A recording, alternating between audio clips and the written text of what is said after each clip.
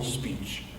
We all say things kind of off the cuff and, okay, maybe I shouldn't have said that, but I think we know what this looks like. You hear it or you say it and you say, wow, no, that was just not right.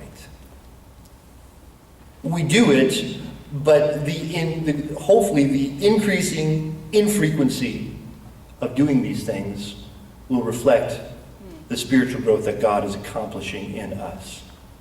We don't give into these things as often as we used to. That is a sign of growth and maturity that God is carrying out in our lives. We are taking off those garments of wrath and anger and obscene speech. And we are putting on the new man. And he talks about this in the next verse, verse 9. Do not lie to one another, since you have laid aside the old self with its evil practices. It's interesting. In fact, I have it on, do we have it on your sheet? We do have a little bit about this on your sheet. I'm calling this old manology, the study of the old man, the old nature. Paul refers to this. He uses this phrase several times.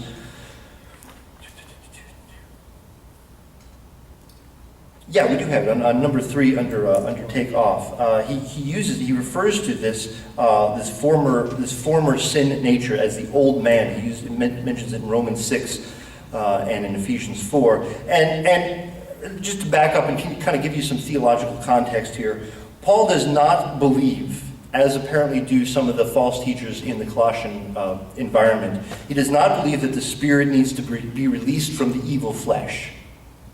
That goes against what he teaches, and that the spirit needs to be released by these harsh, brutal rules and regulations. In fact, Paul says, Christ dignified flesh by taking it upon himself, Philippians 2, Colossians 1 and 2. We see this elsewhere in the book of in John's writings, John 1:14, 1 John 4:2, and elsewhere.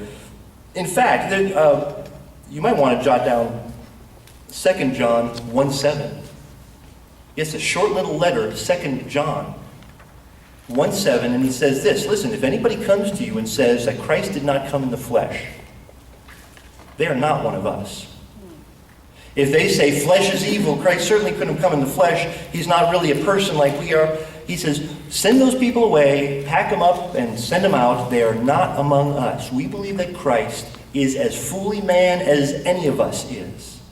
Because becoming flesh is the only way to redeem flesh. And we better be thankful that Christ really was flesh, because without that, he would not have been able to fulfill and complete the redemption of humanity. And then Christ is, of course, also fully undiminished deity combined into one nature, the God-man. So Paul taught that Christ dignified flesh by taking it upon himself, and that he also teaches that our own flesh will be resurrected in immortality. In immortality. You know what? I practiced that, and every time I practiced that, I messed it up. And I just messed it up. Yeah, whoops.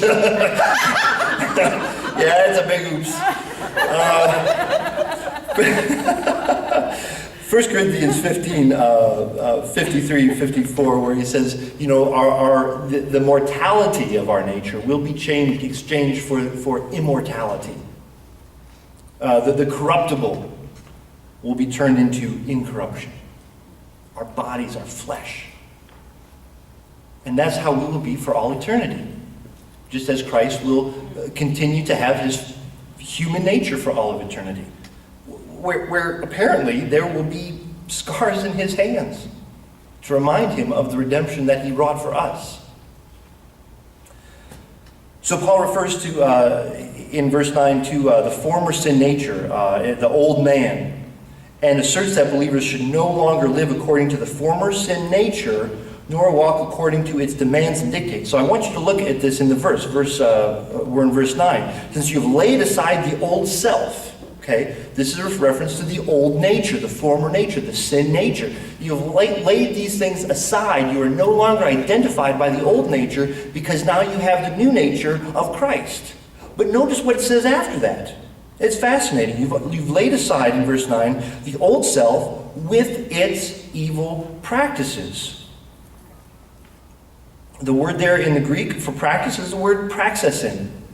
The word from which we get the word, you've maybe heard the phrase orthodoxy, right belief, and orthopraxy, right behavior, right practices from the Christian, in terms of the Christian life. There are certain things that we believe, but we don't just believe those things, we put those things into practice. Orthodoxy, orthopraxy, this is what this word comes from. The deeds, the activities, the practices. Remember, we are condemned because of the sin nature that we inherited from Adam, but we are also condemned because we looked at that sin nature and said, man, that looks fun, and we have practiced, we have done activities consistent with that sin nature. We're condemned on both counts, were it not for the redemption of Christ that saved us both from the nature and from the practices. Paul says, take them off, hang them up, put them in the closet, and leave them there. And what else is interesting about that clothing imagery is the persistent presence. As long as we're in this life, the old nature is there. Okay, this is a war, this is a battle we will wage for the rest of our earthly days in this life, until the corruptible is made incorruptible and the mortal is changed into immortality. But take it off, put it aside.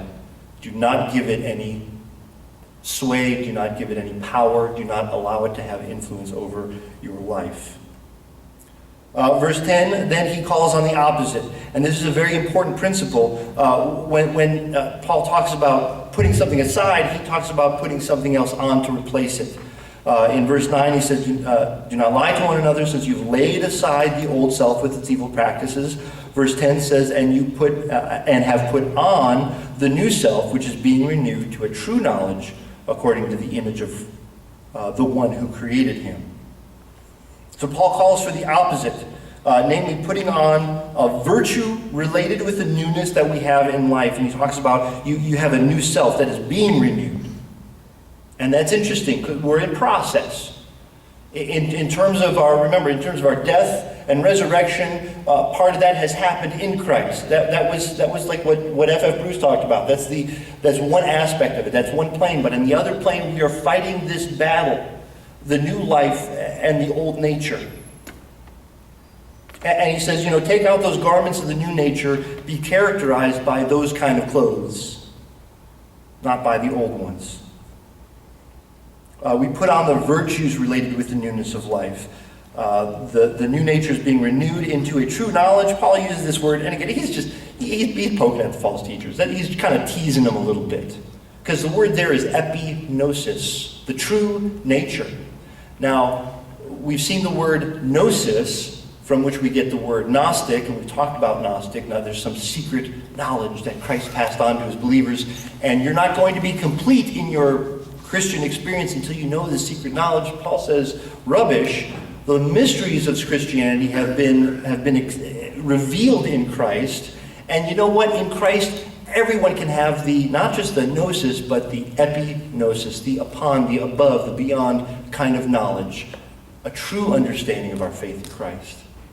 Now, you know what? He's not just talking here about the spiritual leaders. He's talking about everybody. All of us. As believers, doesn't matter how long you've been a believer, doesn't matter what your spiritual background is, we can all grow into a greater, and we're all being renewed into a greater super knowledge, understanding of who Christ is. And what is the goal of this? We are all being created according to the image of the one who created him. Here's another quiz. Where previously in Colossians have we seen the word image? You remember? Let's flip back to chapter 1. It is the word icon. That's right, I heard it. Verse 15 of chapter 1. Okay, who is it? Talking about Christ, and he is the icon of the invisible God. The firstborn of all creation. He is everything that God is, Christ is. Christ is not, kind of God, sort of God, half of God. He is as much God as God the Father is God. Philippians 2 infers that he set aside the free exercise of some of those attributes during his earthly ministry. didn't mean that in any way he was less God. Christ is the image of God, and guess what? We also are being made into that image. Now, there is the reality, the truth, that all people who have ever been created are made in the image of God. I think what he's talking about is something more than just that, however. The image of God, someone who in this world reflects who God is and what God is. And you know what? Christ is not on this planet doing that right now. We are. We are now in this age the ones who stand here and say, we are going to strive to be as much like God as we possibly can in our attributes and the things we do and the things we say, in the truth that we proclaim, because we hope that we will point you, unbelieving world, to the true God and not all the other false gods and false ideas that permeate our culture and so many other cultures across the globe. So we are being made into the image of Christ, the image of God. We are being renewed into that direction. And there's a balance here. There's the you don't just go through a period in your life where you are taking off the old and putting on the new. This is something we are doing on a regular basis. And I think that's why he uses this idea of being renewed. Kind of this is something you're doing right now. This is something we're participating in on an ongoing basis. That we are being renewed to that true knowledge according to the image of the one who created us. And then he says in verse 11, he talks about these different social distinctions or different ethnic distinctions. There's no Greek and Jews, circumcised, uncircumcised, barbarian, Scythian, slave and freeman, but Christ is all and in all. Now, I don't want to blow this verse out of context. I want to make sure we're understanding what he's talking about. Where is there equality? Where is there complete equality between any of these social groups? I mean, is Paul just trying to completely deny any social standards or ethnic differences or anything like that? Is he trying to just say to the slaves or the servants, hey, you don't have to be a servant anymore. You can, how by the way, how do we know that he's not doing that? How do we know that he's not just minimizing distinctions between people? Husband or wife, or kids or adults, or slave and free. How do we know that? He says there's no distinction. But guess what? Next week we're going to talk about 4 arenas in which you exercise your spirituality. And one of them is husband and wife, and one of them is kids and parents, and one of them is slave and master. Now I understand that means something different then, and there's some parallels to it now. We'll talk about that. But Paul isn't saying we're getting rid of all social distinctions, we're just all going out there and everything.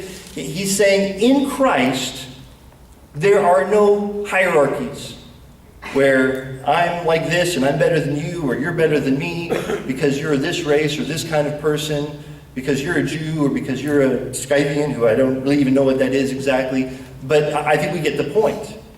That in Christ there aren't these distinctions, even though in this world we continue to live in light of these distinctions. And we can continue to glorify God in light of those distinctions.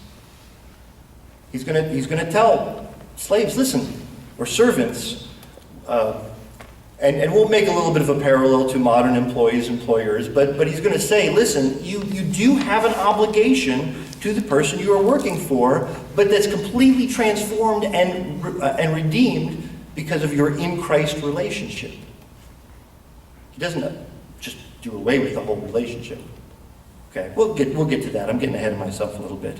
When he's talking about what he's talking about here in verse 11, this lack of distinction is that in Christ there are no eligibility requirements.